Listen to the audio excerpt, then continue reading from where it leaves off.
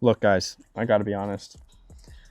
I have done everything I can to make trades in this league. The last 24 hours, I have been in pretty much every person's DMs trying to get a trade done where I send away Puka Nacua. Obviously, I don't want to trade away Puka Nacua. Maybe I would have won this week if he was healthy. I don't know. But as a 2-4 team, Puka's about to be on bye. Might miss this week. I can't have my second best player in Bucky Irving gone, and then my first best player in Puka not available for the next 2 weeks. I'm guaranteed to go 2-6. But honestly, like, I don't know what to do anymore because I feel like I've tried every avenue. I've tried to, negotiate with pretty much every single person. What's really frustrating is these teams that are 5-1 and 4-2. I feel like Puka is basically giving them the championship, but now with this small little injury that he has, these are the teams that can wait on him to come back after his bye. The best player in fantasy football, all of a sudden in their eyes, he's not really worth much. I mean, we've got Mason telling me that Jacobs is more valuable. I feel like everyone's trying to take advantage of me if they make a trade with me. That's what I feel. I'll be honest with you guys, just don't know how much more I have left in me. Zach just put Puka Nacua on the trade block. We're about to hop on call, and all I can promise you guys is I will be leaving tonight with Puka Nacua as a member of Team Lad. All right, it's been 24 hours since I've tried to trade Puka Nacua, but it's been about 3 hours since I told y'all that I've kind of just given up. There's some motion with Danny. He's interested. I'll be honest, if this call doesn't go the way I want it to, then I am probably not going to pay attention to this league much more. But let's jump on and see what he's got to say.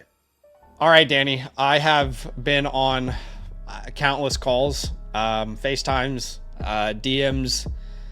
I am 2-4, and my king Puka Nacua is down. I don't even know if he's going to miss this week. This is what's so annoying is like I'm trying to do trades and like he might play. He might not, but he might play this week. I am so close to moving this league from sleeper at the top of my list to the very bottom and not even thinking about it. I'm so close. The amount of people that I've talked to with Puka Nacua, all I need to know, like this call could be 3 minutes long. Yeah. All I need to know is, do you still value Puka Nacua as an elite player? Because I'm saying this because Mason Dodd has Josh Jacobs ranked ahead of Puka Nacua now. This is my problem trying to trade in the Flock League at the moment. I think he's a high-end asset. I think he's an asset I'd be willing to go and consolidate for, but it really just depends on the price. I mean, realistically, okay. I think we both can envision a scenario where obviously I have a quarterback surplus. You're maybe looking to upgrade from Bo Nix. We can potentially work a quarterback upgrade in there. And I have two wide receivers that, don't get me wrong, when Puka Nacua is healthy, he's definitely a tier above. I'd be willing to do a quarterback plus a Lunder and a Doomsday to try to get us up there. So what is your offer then? What's your first offer? Let's start there. Their stack equity, Caleb Williams plus a Doomsday get you there? I don't think so. Okay. I know that Nix has not played well so far, but I don't personally feel like Caleb is some big upgrade from Bo Nix. We have to be honest with each other. I know this is someone last year. I had Baker Mayfield, Joe Burrow, and Bo Nix. I couldn't get anyone to trade a quarterback. So I'm open to talking to an offer, but it has to be London involved, firstly. It has to be London. Man, he looked awesome against the Bills. He did. Part of the appeal for me as a 2-4 team is I need players who are available. You are 4-2. I think if Mason was smart, he would be having a conversation with me about Puka Nacua like yesterday, and he would have taken it seriously.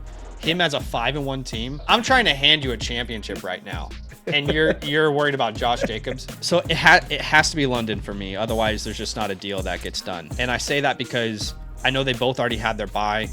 But I just can't go from Puka in my week every week to, maybe, obviously, like, maybe there's a quarterback upgrade involved here, but I still think Knicks has some great matchups. So I feel like this has to be London. I'm trying not to undervalue Puka at this point because I feel like week 9 onwards, he's the best player in fantasy football. I feel like Daniels, London for, let's say, Puka. I feel like that's the meat of the deal. I mean, like, can we work any type of Warren to Kamara, Ja'Cory Krosky Merritt type of upgrade there? Because, like, I would want to get some type of surplus on it. I wouldn't be opposed to giving Jaden Daniels. Like, what can we do to kind of bridge that gap? If we did a Kamara Warren swap, I'm really worried about Warren, personally. If we did something like that, I would need there to be like a Hunter Coleman swap. And I know you're a big Travis Hunter guy, so I don't think that's possible. This is not the time that I would want to sell Hunter. Like I genuinely, I felt like I'm just trying to find somewhere in between because I am pretty worried about Warren. Okay, if we do Kamara Warren, what if we ride the whole like the grass is greener on the other side? Okay, so like it would be Daniels, London, Warren, but give me Ken Walker. I will give you Puka, Kamara, Charbonnet. So you're getting Charbonnet, I'm getting Walker. That whole situation sucks ass. We're both lying to each other, pretending like the grass is greener on the other side. Is that a happy medium? I mean, we're both pointing our nose at each other, but the one thing we can both agree with is only one back in that backfield actually looks good at football right now. Yep, and his name is Zach Charbonnet. No, honestly, I think we would hate for an injury to happen for the person in real life. We would hate that. But I think you and I are both like, man, these guys would be great if there was one guy gone. If there was just one guy out of the picture. Okay. All right. So that doesn't work. What if, okay, hold on. This could be perfect. What if we do, okay, so remove Charbonnet and Walker. I'll send you Tetero and McMillan, and you send me a Dunze. That works for me because a Dunze's already had his bye along with London. No, not happening. Okay. I mean, I just have a Dunze ranked in my top 15, 18. Okay.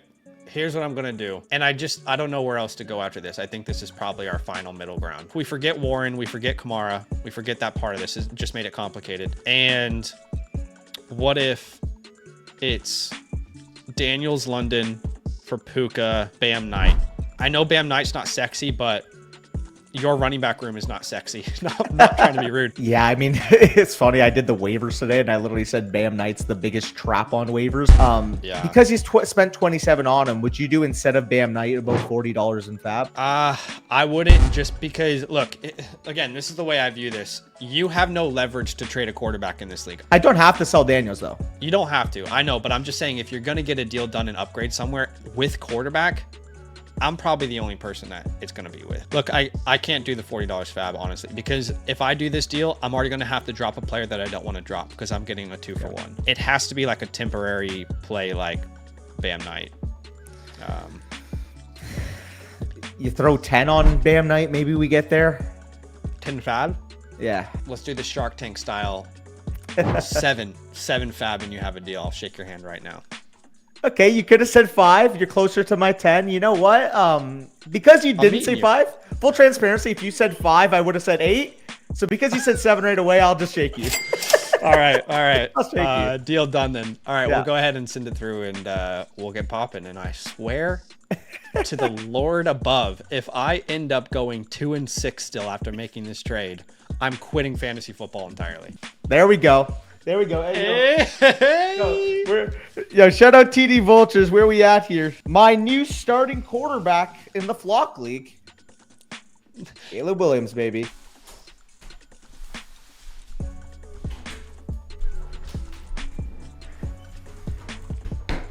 Ladies and gentlemen, we got him. Easily the biggest trade so far in the Flock League this year. I like this move for Zach quite a bit.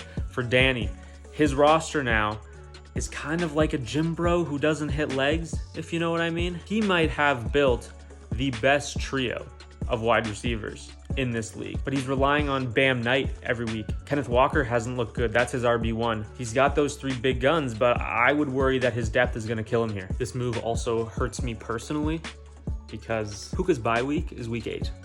And I am matched up against Mr. Zach Savage in week 8. So I will no longer be dodging Puka Nacua this season, and instead I will face him in week 9. Big moves going down in the Flock League right now. Puka Nacua was just traded from Zach's team to Danny's. Now, here are my 2 takes on this trade. Number 1, Danny's team is just a Trojan horse, okay? You roll out the wide receivers. You've got Puka, and you've got CD, and you've got Roman. You've got this big horse coming in on wheels, coming up to the wall. And then there's little Danny inside, eyes glazed over, sunglasses on, and then his running back room is like, help me. And the other thing is, for Zach, he's looking for reasons to like fantasy football right now. So trading for your quarterback on your favorite team, that's a good reason to like fantasy football again. I'm just being supportive of Zach because I feel bad for him. Regardless, Danny's wide receiver group is obviously the best in the league. His running backs are probably the worst in the league. And Zach's just trying to survive. Sammy Stacks says huge trade just went down in the Flock League. We'll see if this is real or we'll see if Sammy's trolling. Got a notification. Trade has been completed. It has been. And honestly, a good trade for Zach. I'm surprised he got this price point for him. Like, if I'm Zach, I very clearly want the Jaden Daniels and Drake London side. Danny, I hope I play him soon. Good trade, Zachary Savage. I'm proud of you. Surprised that you were able to swindle Danny. You must have buttered him up quite a bit. Danny, if you make the playoffs, you'll have a good team. But we'll see if you make the playoffs after that deal. Ugh. That's tough. That time of the season, the trade deadline is somewhat approaching. The fantasy playoffs, you kind of can tell if you're a contender or not, and you have to make a move. This trade is pretty, I would say pretty crazy, all things considered. I woke up to it. It's Puka Nacua, Bam Knight, and some fab bucks for Jaden Daniels and Drake London. And immediately in my head, now you need to know team context because, you know, that factors in. But immediately in my head, I go, Drake London and Jaden Daniels is not even close. That's the side that you want in this deal. But of course, let's see who these teams had. So I go to Danny's team and I'm like, okay, he's giving away Jaden Daniels for almost free in this deal. And I'll explain that in a second. So who does he have? Okay, he has Caleb Williams, who's been a hot and cold fantasy quarterback, some good games, some bad games. But then you start to look more into this deal, and it is so evident that whenever Zach and Danny were talking about trading and like this deal came up, I don't know if it's Danny who brought it up, if Zach kind of just weaseled it in there, whoever brought it up, the moment that this deal seemed likely to happen, in the back of Zach's head, I already know he was just jumping up and down going, yay. This deal is so good for Zach, and I would say probably ends Danny's season. We have about 10 weeks left in the fantasy season, and Puka Nacua is going to miss at least 2 of those weeks. This week with injury, then a bye week, and then who knows if he's injured after that. So at least 2 weeks where Drake London's not missing any time. Then you factor in that Danny just throws in Jaden Daniels.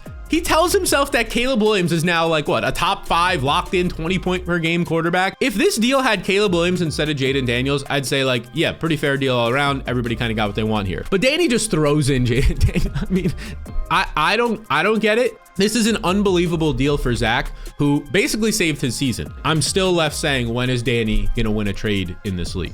All right, my co-host is doing some damage, and I'm going to come to his defense here because a lot of people are going to clown Danny for this trade, and they shouldn't, because ultimately, when you have a generational asset in fantasy football, you hold on to them for dear life. I think what Zach should have done here was try and weather the storm. I get the deal, makes sense. Drake London, Jaden Daniels, those are good assets, but from Danny's perspective, it made his team better than it made Zach's team. For me, I look at this trade as very clearly Danny took him to the woodshed. And Team Lad, I can truthfully say I had no intention of trading a Jaden Daniels, of trading Drake London away from my team. They were valued commodities on Team Lad, but every so often when a guy comes knocking at your door and saying, hey, listen, like the best player in fantasy football is available for price, you have to hear him out. There are just some guys in fantasy that have the upside to have a season named after him. And Puka Nacua is one of those guys. Well, I did what I had to do. It feels so painful to know that I won't have Puka Nacua on my team. But at this point, it was a toxic relationship, right? I need Puka Nacua to play this week. I'm 2-4. He needs to get healthy. We don't have the same goals in mind. And at the end of the day, it was best that we parted both ways. I wish him nothing but the best. A new dawn with Mr. Jaden Daniels leading the way. Whatever rushing touchdown the Commanders get, we're going to account for. And if you just look at my lineup this week, it's already 10 times better. To all my fellow Puka owners, I hope you are in a position to wait it out. Last thing I'll say here, all the contenders out there who didn't get Puka Nacua, you should have thought about weeks 15, 16, and 17 because the Ladster's coming for you. I've had some time to let this trade sink in. And Danny, why'd you bail Zach out like this? Zach was down and out. No shot to make it to the playoffs. You came here, extended an olive branch, gave him, a top 3 quarterback, a top 5 wide receiver, just so he can now make it to the playoffs. I'm not gonna lie, this is great for me. Reason being is Zach was in the toilet bowl. He was getting flushed down the drain, like nothing was going on for him. The Puka injury just made it 10 times worse. Danny He was a very lucky 4-2, but nonetheless, he was still 4-2, right? Maybe he could have kept rattling off some lucky wins. And obviously, I'm trying to shoot for a bye like I got last year. I want that bye again this year. So I wasn't really concerned at all about Zach. Like, Zach, he can win a couple games in the regular season, not going to affect me whatsoever. But it's nice to know that Danny's going to be dropping the next few, because you know what's hilarious? Is y'all thought that Danny's week 5 lineup was bad. Well, you know who he's starting in week 7 with the nobody on bye. His lineup reads off of Caleb Williams, QB, Jalen Warren, his running back 1, Tajee Spears is in his running back 2 spot. Then he has Rome Odunze. Then fingers crossed CeeDee Lamb plays, Tucker Kraft at tight end, and then his flexes consist of Travis Hunter, who is yet to have a game with 10 fantasy points this year, and Kenneth Walker. Then you go, oh my gosh, that's horrible. He has no shot to win, which I'd agree with you. Then you go over and you look at week 8. Who is he playing in week 8? Oh, okay. Well, this just gets 10 times worse, and this pisses me off because freaking Avery's lucky enough to play him. Week 8, his lineup is going to have the usual suspects, but you know who will be in his flexes? He's going to have Brashad Smith and Colston Loveland. So this is why he did not cut Loveland in week 5. So Puka Nacua's traded for Drake London. Okay. Literally, who cares? Why the heck are we not featuring my trade? Why the heck are we not talking about the fact that I just got Wan'Dale Robinson and sold him for Tajee Spears and a little bit of fab? Why is that not the feature trade of this week? You're talking about a league-winning wide receiver. Why are we not talking about one of the biggest blockbuster trades of all time? And this goes out to, Mason, Sal. They're saying, the FSC doesn't care about winning. Danny, he's a free bye week. Let's see if you guys think I care about winning when you're going up against Puka Nacua. You guys are mentioning my team not being at full capacity. The last time I checked, the Rams are going to be playing in week 10 when I play you, Sal. The Rams are going to be playing in week 11 when I play you, Mason. We'll see what my lineup looks like by then.